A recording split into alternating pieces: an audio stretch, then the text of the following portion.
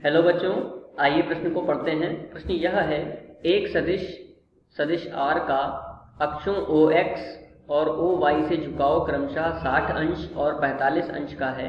इस सदिश का OZ अक्ष से झुकाव ज्ञात कीजिए। आइए सर्वप्रथम प्रश्न की मुख्य अवधारणा को जान लेते हैं।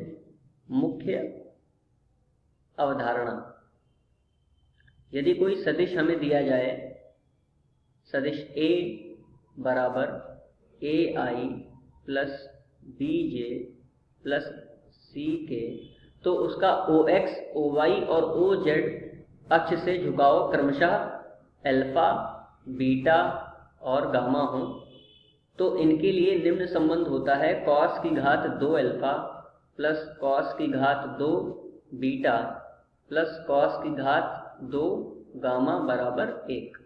आइए इस मुख्य अवधारणा के आधार पर प्रश्न को हल करते हैं।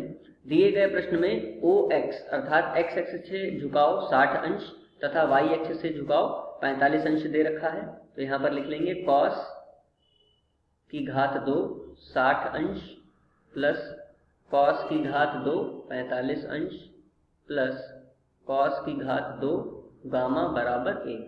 अब cos 60 का मान देखिए कितना होता है, 1/2, तो 1/2 की घात 2 हो जाएगा क्योंकि घात में 2 था, प्लस cos 45 का मान कितना होता है, 1/वर्गमूल में 2, तो वर्गमूल में 2 इसकी घात 2 क्योंकि यहाँ पर भी घात में 2 है, प्लस cos की घात 2 गामा बराबर 1।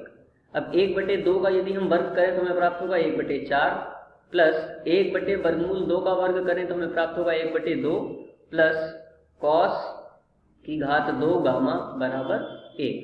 इसको यदि अगले पृष्ठ पर हल करें तो 1/4 प्लस 1/2 ये जुड़ करके कितने बन जाएंगे, 3/4।